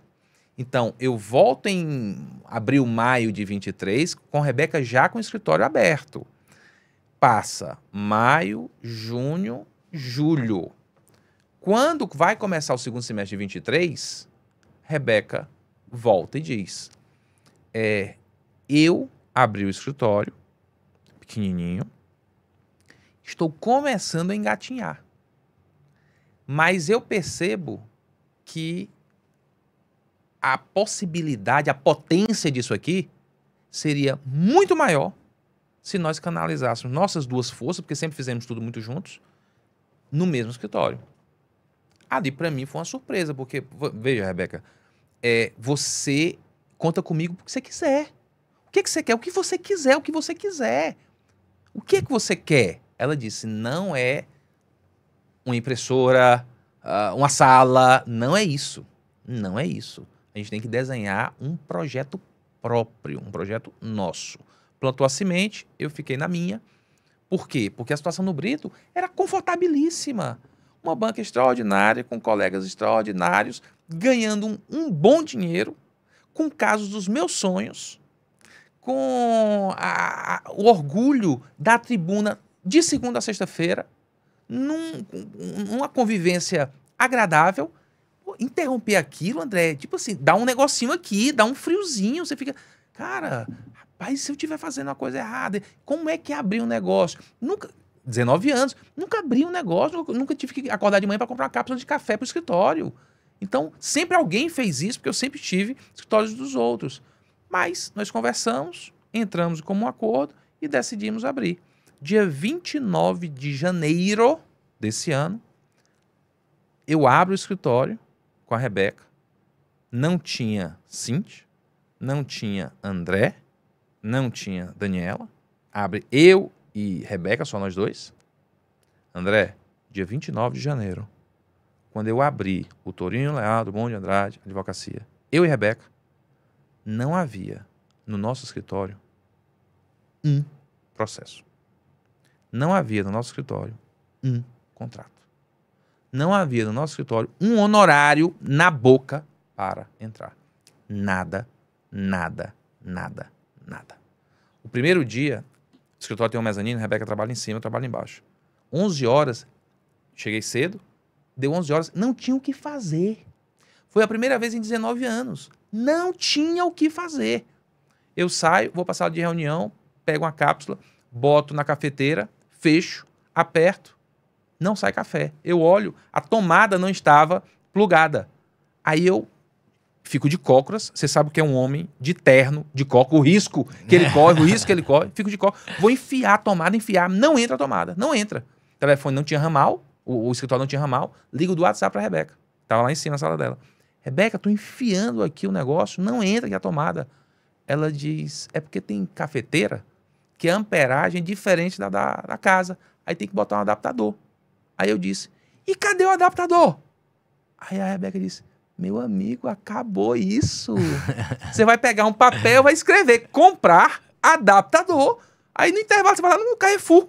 Na do almoço, vai lá no Carrefour e compra. Não tem, acabou. Não tem carregador porque você não comprou. É por isso que não tem. Aí ali a ficha caiu. Aí eu disse, não, tudo bem, tá certo, tá bom. Aí ela disse, não, tá bom não. Você furou a cápsula. Aí eu abri, tinha fechado com força, abri, aí tinha 2 furinhos, que inutiliza, né, a cápsula. Aí eu disse, furei. Ela disse, qual a cor da cápsula? Eu disse, é uma branquinha. Ela falou, eita, é de coco, essa é só pro cliente, é R$1 mais caro. O escritório nem começou, você só veio para dar prejuízo aqui, você tá atrapalhando o negócio. Então, foi assim que nós começamos. Que legal, cara. Veio o primeiro dia, veio o segundo dia, veio o terceiro dia, aí eu ansioso em casa, ansioso. A Rebeca disse, não, você tá muito cedo para você ficar ansioso. Todo mundo fala que o escritório só melhora depois de 1 ano. Meu amigo, eu precisar de 363 dias desse jeito, eu vou morrer, tem que melhorar amanhã. Aí vem uma concursanda, entra em contato conosco, faz uma reunião, uma atuação no CNJ, pede uma proposta. A gente manda. Proposta magrinha. Magrinha proposta. Mandamos. Aí, nada dela responder. Aí a Rebeca disse, rapaz, será que a gente carregou demais na tia? Será que dá pra fazer de graça? Não, também podia fazer era de graça. Aí, quando a gente tá entrando em casa, a Rebeca tá entrando colocar o carro no estacionamento, sobe uma mensagem de WhatsApp da pessoa, da proponente. Aí eu olho a mensagem, abro. Doutor, está fechado. Me mande o modelo de procuração e o contrato. 19 anos trabalhando, André, muito. Em 3 casas extraordinárias. Tendo tido a sorte de ter experiências em comuns. África do Sul, Israel, Alemanha. Por alguma razão que eu não sei te explicar, aquele WhatsApp com aquele aceite daquela proposta magrinha foi, eu acho, o dia mais gratificante da minha carreira inteira. Que sensacional, Sal. Dali começou. Que sensacional. E uma coisa que eu vi, cara, vocês fizeram uma estrutura belíssima. E o nome chama a atenção, né? Que é Drummond de Andrade. Eu até fiquei pensando, será que é uma coincidência? Será que é parente do homem mesmo? O que é? E vi que vocês fizeram uma reforma legal. Então, você já tinha uma sala, não tinham, investiram, alugaram. Fizeram uma coisa belíssima ali. Você, sabe, queria saber como é que foi a obra, que foi muito caprichosa, muito bem pensada nos detalhes. E esse negócio do Drummond de Andrade aí, se é realmente o nome da Rebeca ou não, o que é isso aí? Lá no escritório, André, eu digo às vezes, rapaz, eu vou te dizer uma coisa, viu? Se um escritório com esse nome errar uma crase na petição, vai ficar muito feio, vai ser um erro histórico isso daí. Se eu fosse da família, deve ter um curador, eu mandava tirar esse nome aqui, porque tá acabando com a reputação da família. Não, de fato, a Rebeca é sobrinha bisneta do poeta Carlos Drummond de Andrade. O que é o sobrinha bisneta nas caixinhas lá? A avó dela, que é viva, completou esse ano, esteve no escritório, 100 anos de idade, Dona Ofélia Drummond de Andrade, é a última sobrinha viva do grande poeta Carlos Drummond de Andrade. Portanto, o pai da Dona Ofélia, que é a avó da Rebeca, é irmão do poeta. Então, há uma relação familiar, a Rebeca tem extraordinário contato com o Pedro Drummond de Andrade, que é o neto do poeta, mora num apartamento conhecido da orla de Copacabana, no Rio de Janeiro. Portanto, é a pessoa que segue levando a mensagem da família Drummond de Andrade adiante. E quando nós fomos para o escritório, houve uma situação muito interessante, que era, nós estávamos... A planta ajudou muito, porque a planta é uma planta muito boa, então ela não demandou obra pesada. Tirar teto, botar teto, tirar piso, botar piso, quebrar parede, ela não demandou isso. E aí nós estávamos com a arquiteta, Denise Zuba, numa reunião, e aí Denise, num dado momento, disse, vem cá, para a Rebeca, nunca tinha tocado nesse assunto, vem cá, no grupo do WhatsApp que nós criamos para decorar o escritório, eu vi lá seu nome, Drummond de Andrade. Por que Drummond de Andrade? Aí a Rebeca disse, não, porque é aquele lá mesmo, é aquele Drummond lá mesmo, do rapaz que escrevia um negócio lá, tal, é a mesma coisa. Aí a Denise estava com óculos aqui, a Denise tirou o óculos. Como é que você não me diz isso? Pelo amor de Deus, vou mudar o projeto imediatamente. Então, na parte da biblioteca, que não haveria nada, não fosse esse fato, aí nasce o Espaço Drummond de Andrade, que é um memorial que traz fotografias do Drummond, obras raras, obras autografadas, objetos, cartas, correspondência do Drummond com a mãe da Rebeca, minha sogra Maria, caricaturas que ele próprio, Drummond, fez. Há uma obra com o Cândido Portinari, que fez 21 desenhos sobre Dom Quixote, que é um símbolo que o judiciário brasileiro abraçou como um símbolo da resiliência dos injustiçados. E aí a coisa foi para esse lado. Mas, a rigor, não haveria até então um espaço Drummond de Andrade no escritório. Foi um episódio, foi uma sensibilidade da Denise que disse: você está maluca? Claro que tem que ter, óbvio que tem que ter. Colocamos.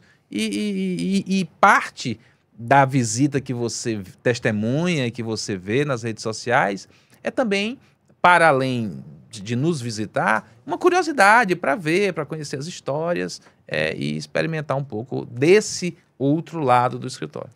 E, Saul, principais desafios nessa nova jornada com o escritório próprio, o que mais, assim, impactou? Sabe, pô, André, isso aqui foi muito... Teve esse episódio do café, mas algumas outras coisas impactaram, assim, chamaram a atenção? Olha, isso, claro, tem um quê de brincadeira, mas não é absolutamente brincadeira, não. Não é absolutamente brincadeira. Se eu soubesse como é, se eu soubesse, era capaz de eu ainda estar no Brito. Se eles me quisessem lá, pela metade do preço, é capaz de eu ainda estar lá. Por quê? Porque muda muito. Eu não achei que mudasse tanto. Muda muito. O que é que muda muito? Muda muito porque qual era a minha rotina antes? A minha rotina antes era, da hora que eu acordava à hora que eu dormia, fazer petição e traduzir a petição nos subprodutos naturais da atuação. Essa petição precisa virar um memorial, essa petição precisa dar ensejo a um despacho, essa petição precisa ilustrar uma sustentação. A vida era essa, não tinha outra vida. Foram há 19 anos assim. Hoje é diferente. Hoje, a mensagem, quando eu acordo, já tem uma mensagem no grupo do WhatsApp dizendo: o alarme disparou, você viu isso? O portão não abriu, você viu isso? Você viu que no banheiro o lenço para enxugar as mãos, ele tá muito fino? Fino assim é feio, é melhor ter um mais grosso. Então, o dia passou a girar em torno de outras demandas que não existiam. E é claro, nós temos uma gestora, Cíntia, que é uma profissional de grande capacidade de execução, mas não dá tudo. Alguma coisa é dividida, alguma coisa precisa da opinião. Então, há uma nova rotina para a qual eu precisei me adaptar. No início, pra você ter uma noção, uma das coisas, quando eu fui abrir o escritório, e eu fui me despedir do amigo Marcelo Montalvão, eu falei para ele: agora eu estou muito preocupado. E falei com sinceridade. Aí ele disse: mas está preocupado com o quê? Rapaz, e o contrato? Como é que vai fazer esse contrato? Como é que se emite uma nota?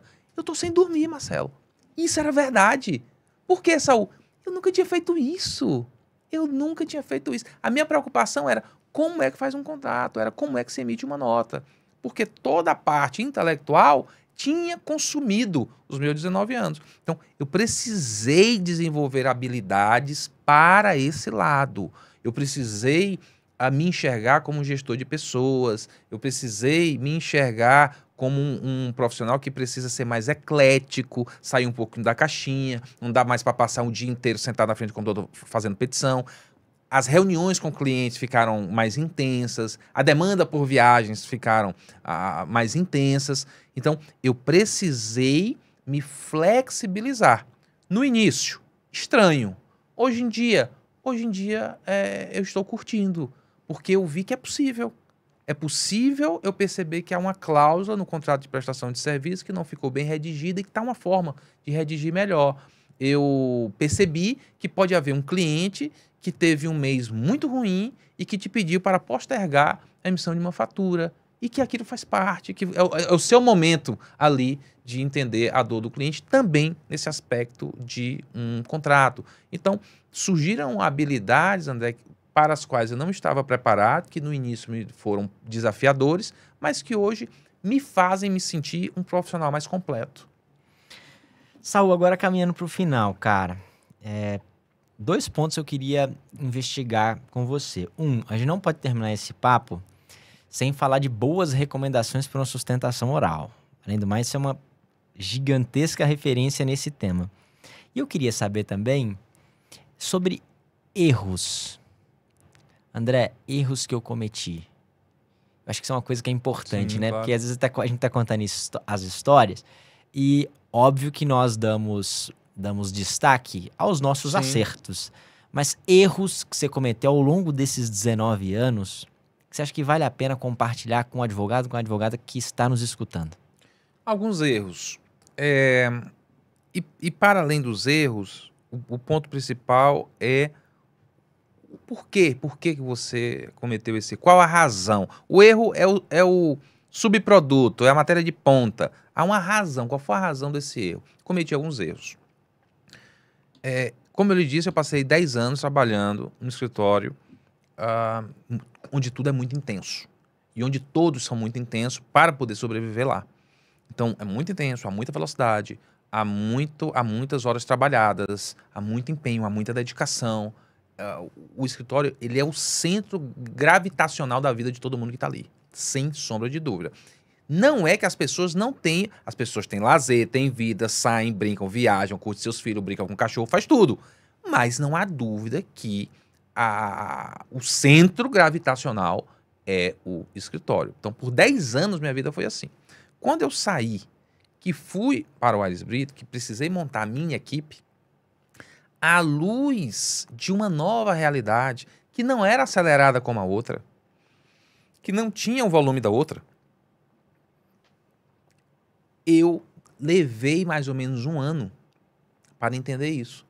Então, eu cometi o erro de querer imediatamente que os profissionais que trabalhavam comigo tivessem a mesma velocidade, a mesma intensidade, a mesma aceleração do que os meus 10 últimos anos de profissão tinham me demandado, quando isso não era necessário para fazer um bom trabalho, quando não era o estilo, porque o estilo era diferente, e quando esse tipo de demanda, de uma maneira muito assodada, pode esmagar o jovem profissional que estava submetido à minha liderança. Pode chocar, pode fazer com que ele até perca o interesse em estar ali.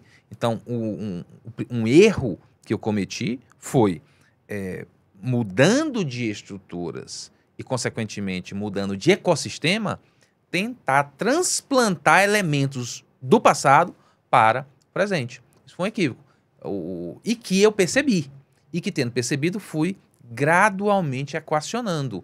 Então, ao final, os meus últimos anos de Aires Brito, já não havia essa mesma aceleração em relação às pessoas submetidas à minha liderança que tinha no dia seguinte que eu cheguei, que era de fato ainda uma coisa muito intensa. Esse foi um erro. E há outros erros, por exemplo, do ponto de vista de escolhas, decisões. A Rebeca fazia mestrado numa faculdade. Avançou muito no mestrado, mas estava muito desgostosa do mestrado. Estava muito desmotivada do mestrado. Não estava vendo no mestrado a oportunidade para coisa alguma, sequer para o aprendizado. E aí queria transferir o mestrado para o IDP, onde eu fiz o meu e onde eu era professor. Eu disse, você está faltando pouca coisa para acabar.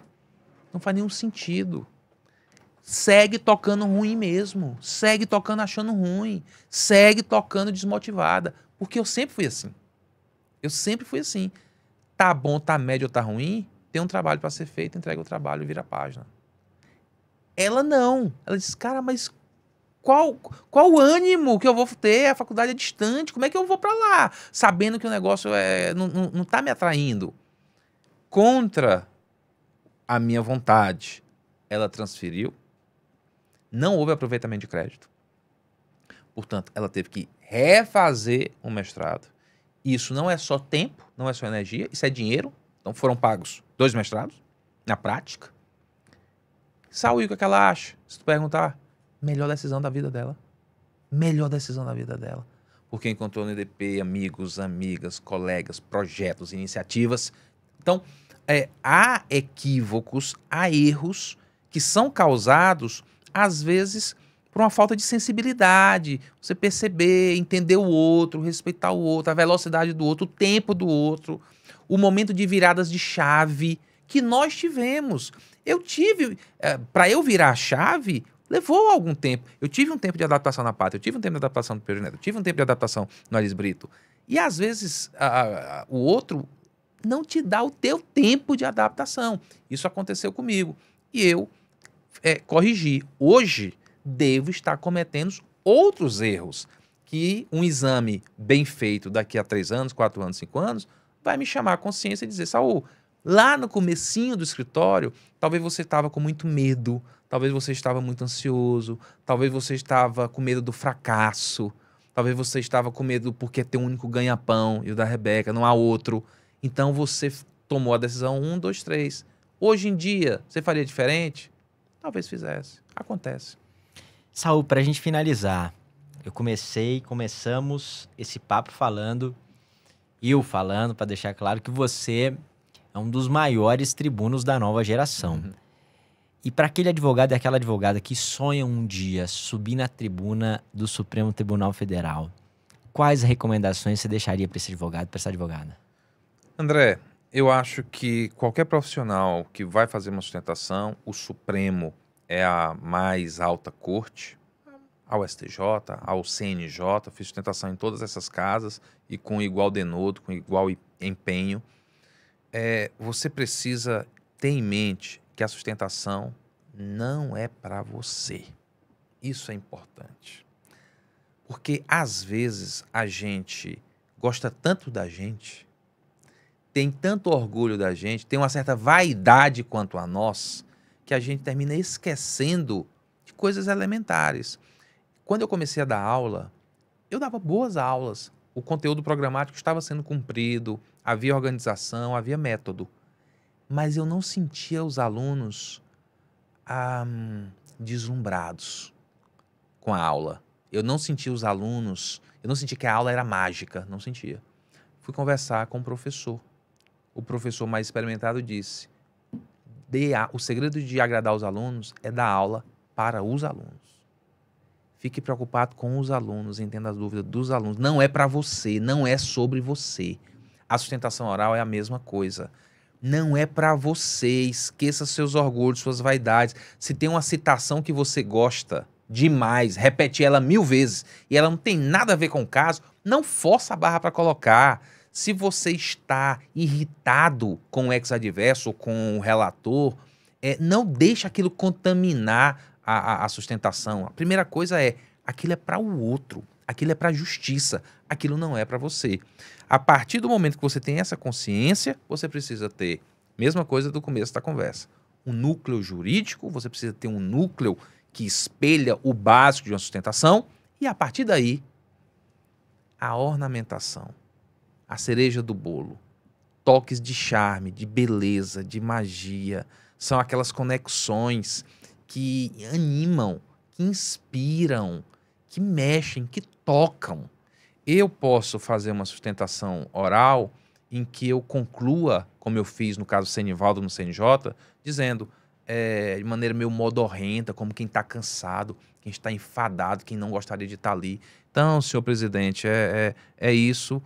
Queria pedir a procedência dessa revisão. Muito obrigado, senhor presidente. Eu posso fazer assim, mas eu posso fazer com esse toque, André, com essa paixão.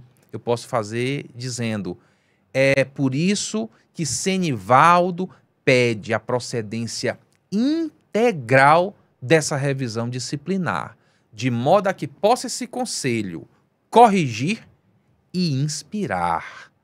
A paixão aqui, a magia aqui. Conversávamos em off sobre o caso do FGTS, é um caso também muito lembrado, é um caso que a sustentação viraliza muito. Eu posso fazer a sustentação com a planilha matemática que eu tinha e fiz uso dela. Estou desmerecendo. Encerrar aqui. Ou eu posso dizer a primeira palavra da nossa Constituição, a primeira, senhores ministros, que abre o preâmbulo. é a palavra nós. Nós. Isso tem que ter algum significado. A estátua de Expedito e Gildemar, cearense, piauiense, que está colocada nessa praça olhando para esse tribunal, mantém em nós viva a lembrança de que nós somos uma nação de trabalhadores, de que nós somos guiados por uma Constituição humanista, de que nós podemos fazer tudo a partir de uma Suprema Corte independente. Esse tipo de toque, detalhe, cuidado, traz essa beleza, traz um toque que não pode ser insincero, precisa ser sincero. Você precisa, o teu interlocutor, ele sente se aquilo, você acredita naquilo ou não acredita. Portanto, em resumo, você vai fazer uma sustentação, há vários toques, há várias dicas, mas vamos conversar sobre o mínimo do mínimo. No mínimo, entenda que não é sobre você, que não é para você, é para o outro. Entenda que você precisa ter uma estrutura jurídica mínima, organizada a partir da leitura do processo. Não dá para improvisar com a vida alheia. Não dá para fazer da tua luta por justiça um permanente improviso. E, uma vez construída essa estrutura jurídica mínima, não se esqueça, no que for possível, ao seu modo, ao seu jeito, à luz de quem você é, um traço, um toque, uma menção, uma história, uma lembrança, uma colocação, uma frase e confira aquele momento que é mágico, um quê de beleza. Se você consegue organizar isso, a tua mensagem por justiça inevitavelmente vai ser ouvida. Saul, fenomenal, cara. Pra gente finalizar mesmo agora, eu queria que você deixasse, Saul, uma mensagem para os advogados e advogadas que estão nos escutando, com o seguinte tom. Imagine que agora vai chegar um WhatsApp seu, cara, para todos os advogados do Brasil. Pintou lá, apareceu na tela um áudio do Saul Torinho. O que você diria para esse advogado, para essa advogada que tem um sonho de levar a advocacia dele para as cortes superiores, de um dia subir na tribuna da mais alta corte do país? Às vezes aquele advogado do interior que não consegue visualizar como fazer essa trajetória, Sim. porque o lugar que ele está é tão distante. Às vezes ele não frequenta nem a tribuna do próprio tribunal dele. Sim. Às vezes ele não é recebido pelo juiz da pequena Sim. comarca na qual ele está inserido. Mais. E se visualizar despachando como ministro supremo, para ele é um sonho quase que inalcançável. Queria que você deixasse uma mensagem para a advocacia. Minha mensagem seria: dê o primeiro passo, trabalhe duro e espere. Quando os astros se alinharem, a magia vai acontecer. É inevitável. Dá o primeiro passo quando eu vim do Piauí para cá. Esse foi o primeiro passo. O primeiro passo diz respeito a cada um de nós. Quem abriu o próprio escritório deu o primeiro passo. Quem foi para uma entrevista de estágio, sem saber que gravata colocar, sem saber como se vestir, deu o primeiro passo. Quem aceitou o primeiro caso, na dúvida, inseguro, sozinho, deu o primeiro passo. Então, dê o primeiro passo. O primeiro passo tem que ser dado. Dê o primeiro passo. A partir daí, trabalhe. Trabalhe. Eu sou apaixonado pelo trabalho, André. Trabalhe, se dedique. Faça o que tem que ser feito. Coloque empenho nas suas coisas. Leve a sério as coisas. Trabalhe. Dê o primeiro passo, trabalho. A partir daí, espere. Como eu lhe disse, na minha primeira casa, teve um momento em que as coisas não estavam acontecendo. Não estavam acontecendo. Eu podia ter voltado para Teresina. Eu poderia ter mudado o projeto inteiro. Eu poderia ter esquecido a advocacia. Espere, espere.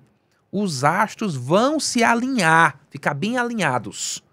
E ali a magia acontece. Saí da pátria, fui para o Peru Neto, que era a ambição da época.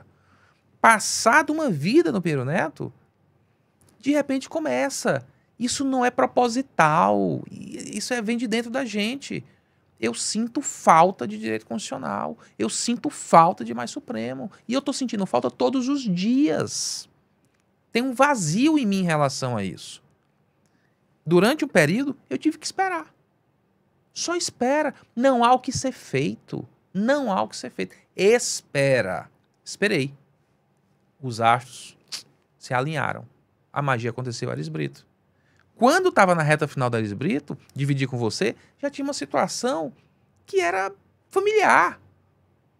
Tem uma jornada, cara, de muito trabalho, de muita dedicação, de mais de 10 anos. Eu com a Rebeca. De repente agora, a gente quer coroar isso, fechar isso. E no dia que eu abri o escritório lá em janeiro, que não tinha cafeteira, foi pela última vez um alinhamento de astros. E ali a magia aconteceu. Então, cada advogado que nos escuta, cada advogada, não tenha medo desses desafios do novo. Não se constranja com a simplicidade atual. Quanto mais simples for o começo, quanto mais modesto for o ponto de partida, mais extraordinária é a história, mais extraordinária a caminhada, fica mais valiosa, fica mais inspiradora. Então, essa dificuldade, eu não sei como abastecer meu carro. Tudo isso eu já vivi. Veja, quando eu estava fazendo doutorado, o escritório custeava via reembolso. Então, eu pagava e no final do mês colecionava todos os recibos e o escritório reembolsava. Tinha momentos dessa trajetória, André, de desorganização financeira em que eu, num táxi em São Paulo, antes de chegar na PUC, que era onde estudava, telefonava para o meu pai, no Piauí, para fazer uma transferência do valor do táxi. Porque eu não tinha.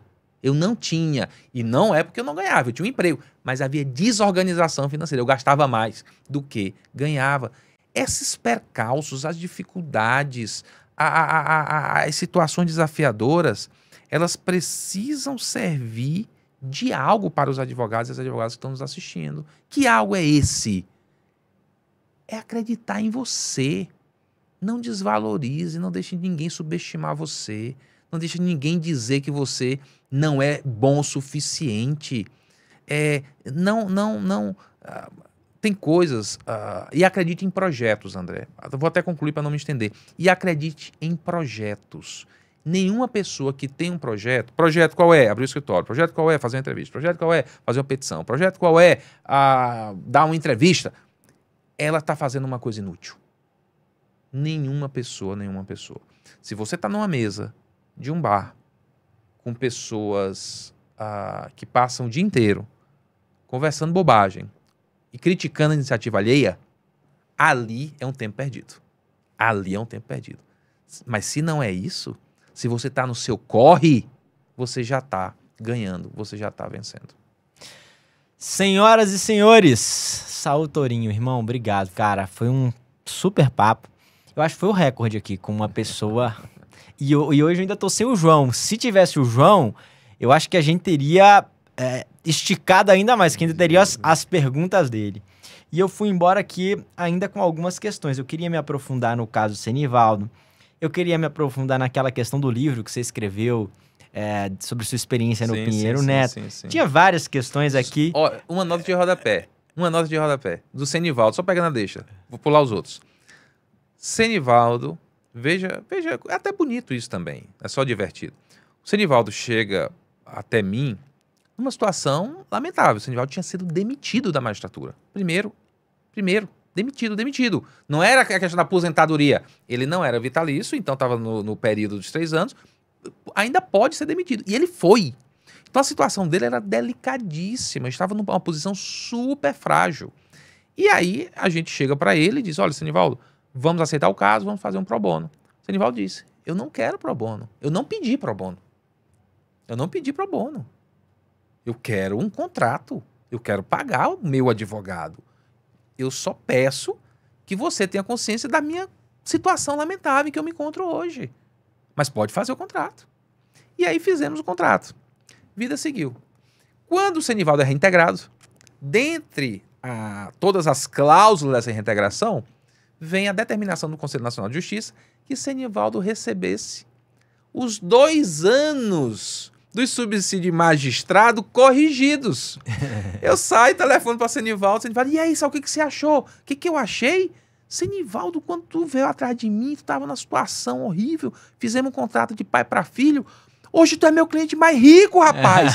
Houve um desequilíbrio econômico financeiro, eu vou reajustar aqueles honorários. Então, veja, isso é um tipo de relação que nasce de um caso delicado, um caso difícil, um caso com rosto, um caso angustiante e que, por ter tido um final feliz, nem todos têm, mas esse teve, você se permite até uma brincadeira com um magistrado aflito.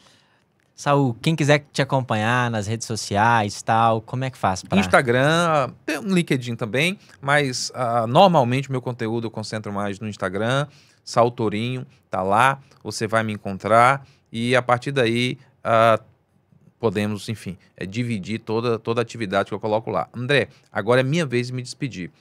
Receba de mim, com sinceridade, um abraço fraterno, cheio de admiração pelo projeto, cheio de admiração pela iniciativa, cheio de admiração por tudo o que está sendo construído. Há uma responsabilidade imensa nas futuras gerações de conduzir casos, histórias, processos, vitórias, dramas, de maneira adequada, de maneira apropriada, para evitar prejuízos a terceiros que confiaram a essa geração, por meio de uma procuração, graves responsabilidades. Tudo o que você faz nessa iniciativa sua, ela tem claramente um propósito educativo, pedagógico, emancipatório. Você aqui educa, ensina, você aqui divide exemplos, você aqui aponta nortes, traz pessoas que, pelo seu julgamento, podem contribuir. Tudo isso tem um resultado extraordinário, eterno. Portanto, muito obrigado pelo convite. E, para além da gratidão pelo convite, receba de uma maneira franca, sem rasgação de seda, sem lisonjas baratas, um reconhecimento pela qualidade dos projetos que você vem implementando, que todo mundo vê e que todo mundo gosta. Meu irmão, obrigado. Feliz mesmo. Pessoal, é muito importante para nós sentirmos o impacto disso aí na ponta, que vocês comentem, que vocês registrem aqui o aprendizado mais marcante, que você siga lá o Saul e mande mensagem para ele: Saul, pô, obrigado, essa lição aqui me impactou, isso aqui eu implementei, eu dei meu primeiro passo, eu estou esperando, eu efetivamente estou seguindo as recomendações, sabe? Então, devolva esse calor, porque isso nos incentiva, nos anima, nos dá um norte. Isso é muito importante. Um abraço para todos, até o próximo episódio. Valeu, valeu.